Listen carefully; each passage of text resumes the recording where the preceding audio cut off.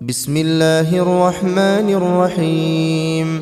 تبارك الذي بيده الملك وهو على كل شيء قدير، الذي خلق الموت والحياة ليبلوكم أيكم أحسن عملا وهو العزيز الغفور، الذي خلق 7 سماوات طباقا ما ترى في خلق الرحمن من تفاوت فارجع البصر هل ترى من فطور ثم ارجع البصر كرتين ينقلب إليك البصر خاسئا وهو حسير، ولقد زينا السماء الدنيا بمصابيح وجعلناها رجوما للشياطين وأعتدنا لهم عذاب السعير، وللذين كفروا بربهم عذاب جهنم وبئس المصير. إذا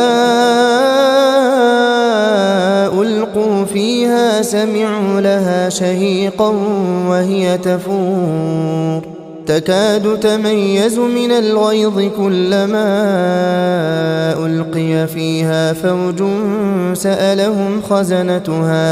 سألهم خزنتها ألم يأتكم نذير؟ قالوا بلى قد جاءنا نذير فكذبنا وقلنا ما نزل الله من شيء إن أنتم إلا في ضلال كبير.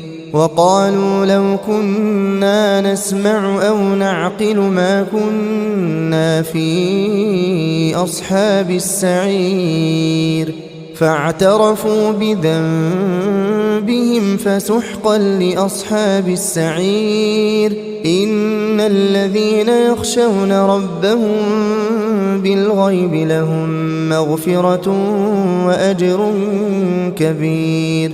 وأسروا قولكم أو اجهروا به إنه عليم بذات الصدور. ألا يعلم من خلق وهو اللطيف الخبير. هو الذي جعل لكم الأرض ذلولا فامشوا في مناكبها وكلوا من رزقه وإليه النشور.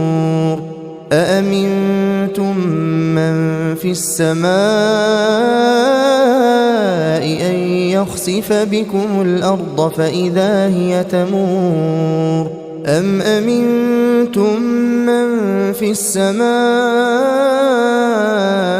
أن يرسل عليكم حاصبا فستعلمون كيف نذير. ولقد كذب الذين من قبلهم فكيف كان نكير. أولم يروا إلى الطير فوقهم صافات ويقبضن ما يمسكهن إلا الرحمن إنه بكل شيء بصير. أمن هذا الذي هو جند لكم ينصركم من دون الرحمن إن الكافرون إلا في غرور. أمن هذا الذي يرزقكم إن أمسك رزقه بل لجوا في عتو ونفور. أفمن يمشي مكبا على وجهه أهدى أمن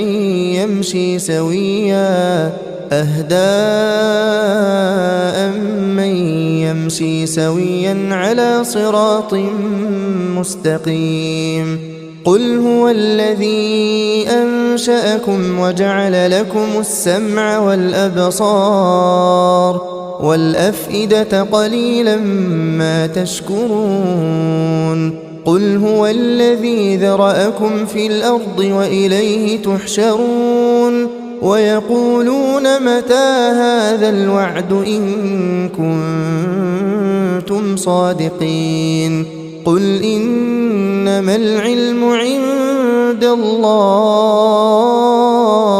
وإنما أنا نذير مبين فلما رأوه زلفة سيئت وجوه الذين كفروا وقيل هذا الذي كنتم به تدعون قل أرأيتم إن أهلكني الله ومن معي أو رحمنا فمن يجير الكافرين من عذاب أليم قل هو الرحمن آمنا به وعليه توكلنا فستعلمون من هو في ضلال مبين قل أرأيتم إن أصبح